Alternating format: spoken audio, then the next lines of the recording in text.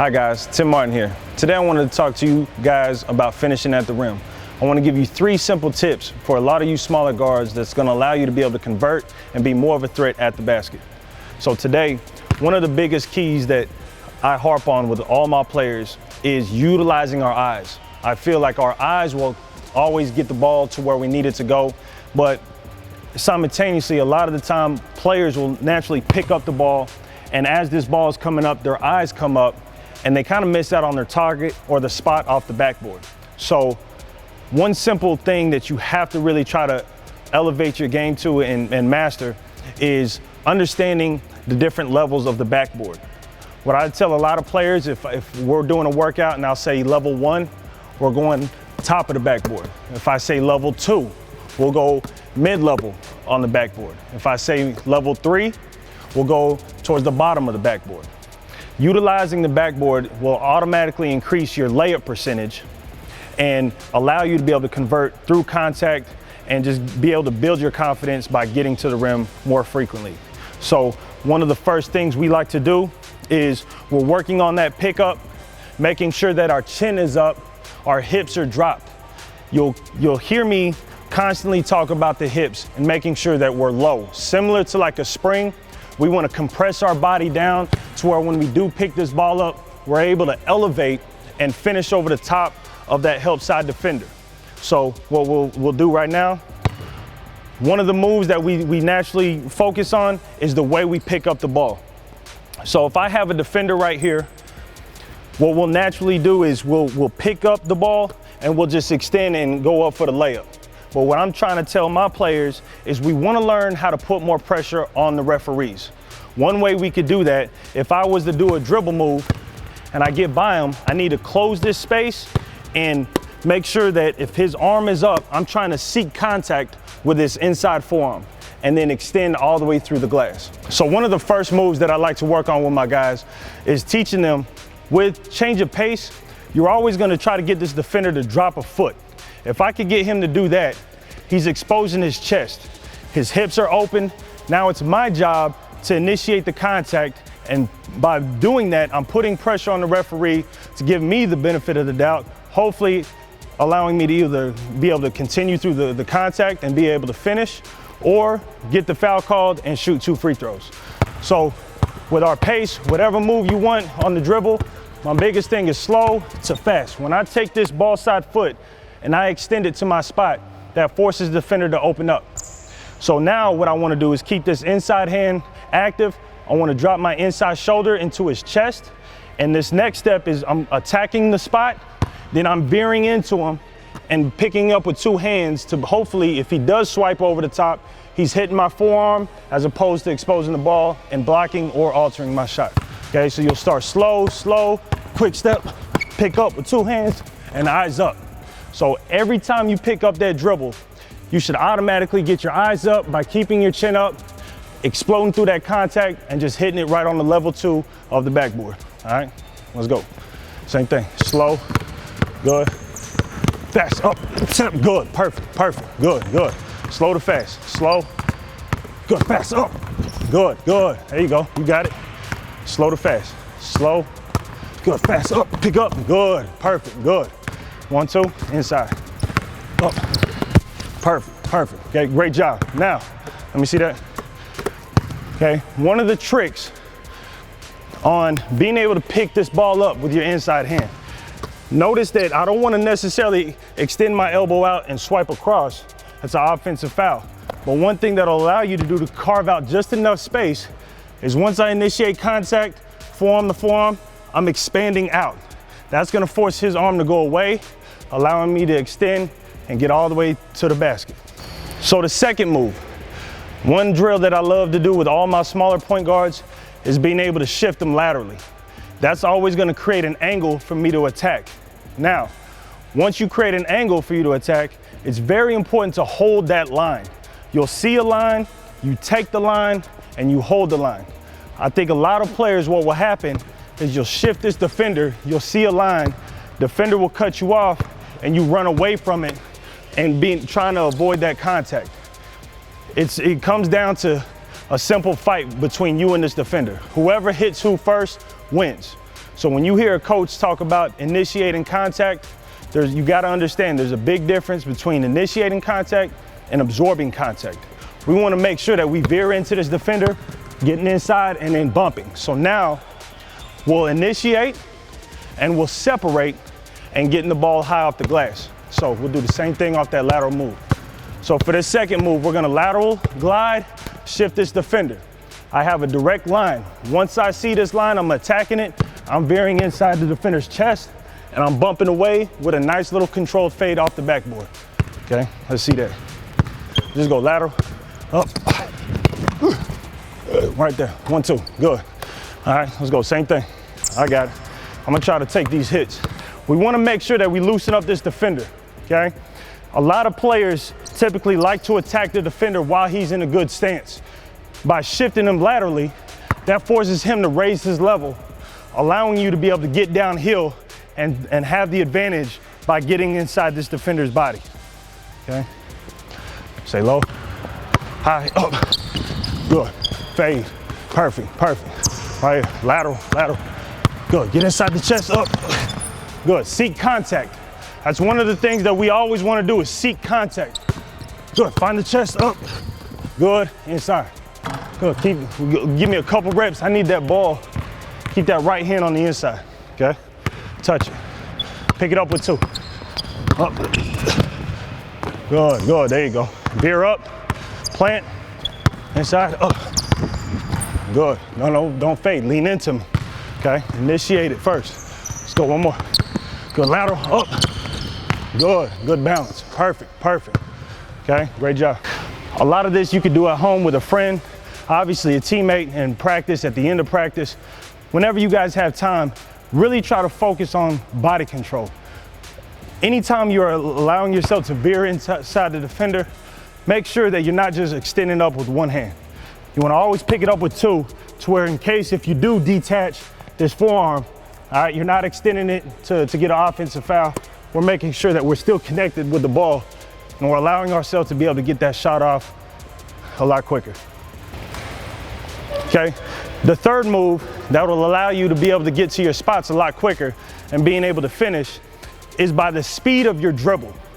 A lot of players may just dribble at the same pace, nice and fast, or they may go with a little slow dribble. James Harden is one of the best NBA players ever to attack defenders off the dribble and get into the basket.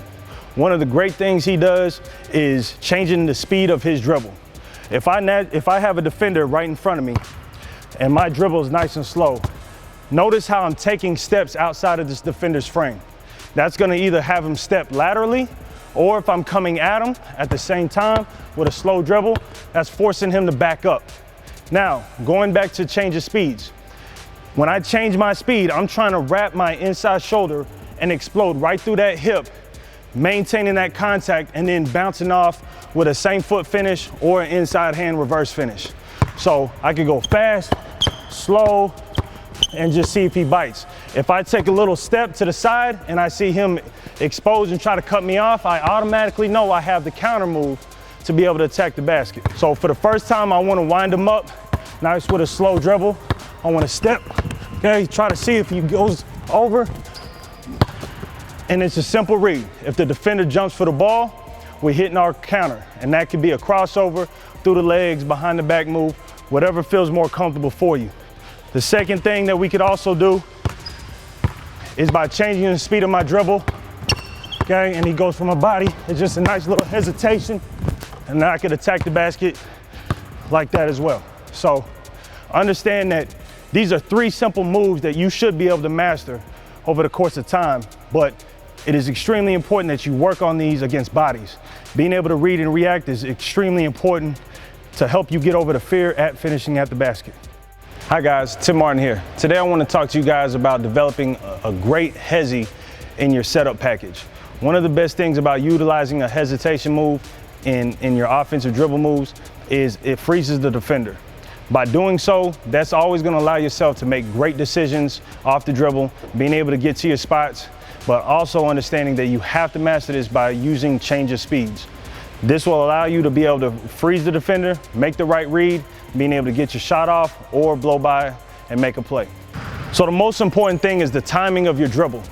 It's extremely important that you guys understand how to let this ball hang in your hand for a split second without cuffing the ball underneath. We always want to try to keep that ball on the side, along with keeping this offhand active in case we need to be able to counter, make a quick move. I'm allowing my hand to be able to be in position to be able to pick this ball up and continue to get downhill to make a play. So the first thing, how we usually set up, we'll just work on the timing of our dribble.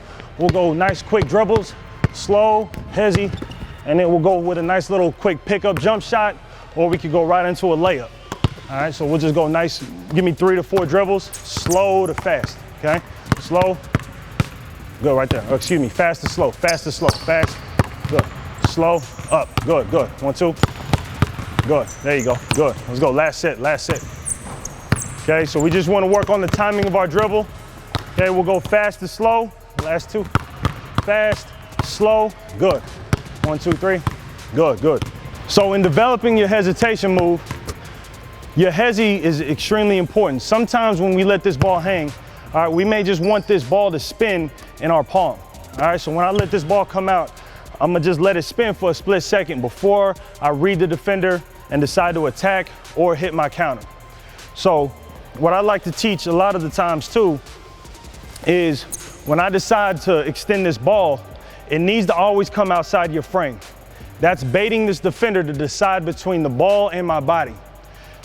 Simply a hesitation is only allowing yourself to make a better read. So by design, I typically want to bring this ball side foot up.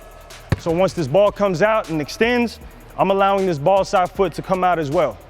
Now my base is nice and wide. If I see that defender drop back, okay, I'm bringing this back foot up right into my shot. If I see this defender press up, then I got the quick blow by on that line. And if the defender decides to go for the ball, extend, I got this quick counter right into my mid-range pull-up, 3-pointer, or get into the rim. So we'll go with a nice read. So what we want to really focus on is making sure that this dribble extends outside of our frame and also extending our ball side foot. With that base coming out nice and wide, that's going to give you a little bit more force and quickness on that first step, to where if I was to explode inside foot, I'm able to get downhill a lot quicker. Or if I see that defender drop back, I'm bringing this back foot up right into my nice shot. All right, ready? Let's go, quick. Good, extend it, up, good, 1, 2. Good, nice read, up, inside, quick, good, good, good, outside, up, good, 1, 2. Good, inside, step, tap, good. Couple more, read it, press up, inside, good. Only if I drop back, good. Force it, up, 1, 2, good. Hezzy, up, good, perfect, okay. Good job, let's go middle. One thing that we want to also look at in terms of the defender's feet is allowing my foot to get outside of his foot. So that's going to give you a general guideline. You'll see which direction you need to attack based upon the alignment, in this case, my left foot to his left foot. So if I shift and I let this ball hang, I'm almost kind of coming downhill, but more so in a lateral stance. All right, so my hips are dropped. Now with my left foot being aligned with his left foot, I have a direct line to attack. If I see that defender shift and go for the ball, now I got another angle for me to attack. So one thing hesitation creates and allows you to do is maintain 2 options in terms of your angles. You're always going to be able to attack right or to the left side with the counter move, but it all comes back to your pace. Good, shift, good, toe to toe, good, inside. Okay, read the feet, tap, good, there you go. Up, good, shift. Good, you got it. Up, slow, good, fast. Up, inside, slow, good, there you go. Good job, okay. Lastly, one thing you want to be aware of is as you extend this ball outside your frame and your ball side goes with it, we want to try to make sure we keep this offhand ready to be able to pick up right into our shot in case we see that defender drop. So in this case, we talked about the alignment of our feet. If I could get my left foot to his left foot and I see him take a step back, especially in this case, he's below the 3-point line, I identify that immediately, and by keeping my frame nice and low, keeping my level low, I'm able to get up underneath the ball and just go straight up into my shot, which is allowing me to shoot with more rhythm. Anytime you guys are doing a hesitation, make sure that it's always your ball side foot that plants into the ground first. If we're going with a hesitation and I go with my inside step right into my shot, that's gonna allow that defender to recover and taking away my open shot, making it to more of a contest. So to keep that defender in a froze position, it's very important to make sure that this ball side foot is always the one that's being nailed in the ground first, as opposed to this inside step. So when you're going with the alignment, left to left, bring this ball side foot out, almost in a staggered stance, bring the left foot up, right into your pull-up. That's gonna make you more of a lethal threat with the ball in your hands. And for a lot of you guys that may not be superior athletes with blow-by speed, this is one move that you can implement into your game and allow you to be able to break down the defender and get to that second and third level of the defense. Hey guys, Tim Martin here. Today I want to talk to you guys about being more of a shifty player. This is going to allow you to be able to change speeds, also change directions, and being able to get to that second or third line of the defense, being able to make a play. So one of the things I want to go ahead and start out with and work on is going back to the line area. And with a lot of guys, I want to work on some type of a rhythm dribble. So we want to be nice and bouncy on our toes and not so much be flat-footed. So what we'll do is we're kind of working in a spot, all right, and just kind of shifting our weight east to west. And then we're going to attack with a nice little hezzy going straight to the rim, all right? So we'll go ahead, let's go, give me like 2 or 3 bounces. Bounce, 1, 2, 3, good. Find that rhythm, good. Right in it, good. Slow, good. Keep moving, keep moving, keep moving. 1. So typically what you could do to warm up and just practice some of these good habits to become more shifty is working on just your footwork. So if you're in a stationary stance, that's fine, but we want to try to work on our rhythm, making sure that we're bouncing with the ball, trying to change our speeds, and then also working the hesitation. All right, so let's work on those feet, slide, move, keep bouncing, good. So we want to make sure that we're not flat-footed. As we're setting up that defender, we want to keep our toes into the wood, making sure we're moving as the ball moves. Good, slide, slide, attack, good. Inside, last set, nice and quick, good. 1, 2, good. Attack, good, perfect. Last one, move, 1, 2, 3, good, good. Okay, play defense. All right. Now, becoming a shifty player, one of the things that you have to really focus on is having a general idea of which direction you want to go. I think most of the time you have a defender that's in a stance, and as an offensive player, you guys will just try to attack while he's loaded up. So by staying light on our toes and shifting this defender a little bit east to west, that's going to raise his level and get him out of his stance. And what that's going to do is that's going to create an angle for you to attack, or a line for you to attack, and be able to anticipate which direction he's going. So in this simple case, if I want to go left, I need to work this defender and get him out of his stance going to my right. So if I shift him, then I decide to change my speed and attack to a spot. Now what I'm doing is I'm trying to anticipate. Now that allows me to be able to think one step ahead of the defender. I want to loosen up this defender going to my right.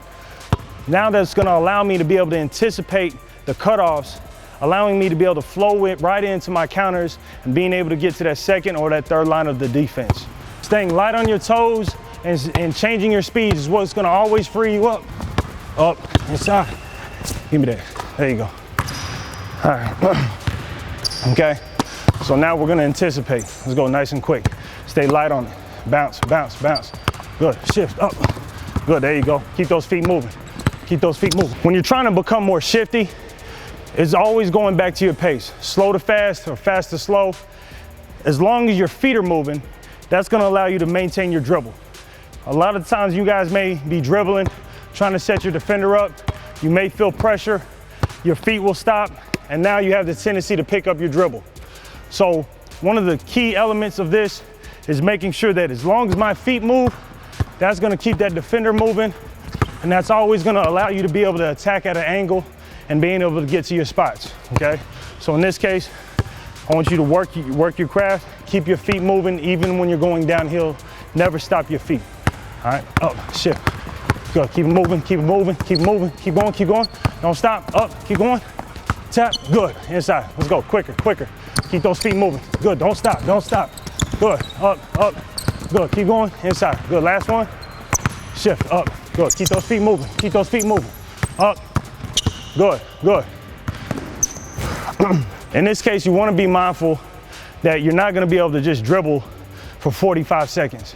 You got to try to simplify everything and try to make sure that you're getting to your spots or you're getting to your setup moves within 3 seconds. And on average, in any offense, as soon as you touch the ball, you really have about 2 to 3 seconds to decide on what you're gonna do. So as soon as you catch, make sure that you're staying light. You got a nice little bounce in your step. And let's try to work on knowing which direction to attack, right or left, attacking that spot, and also anticipating that defender cutting you off to where you're able to get into your counter moves a lot quicker. My playing level just skyrocketed. Anyone that's serious about playing basketball needs to get EGT. I would describe it as the best training program in the world. This lead guard training program, like, it creates a monster in you. You got to experience it. It's just on another level. The best decision of my life was to buy the first EGT program.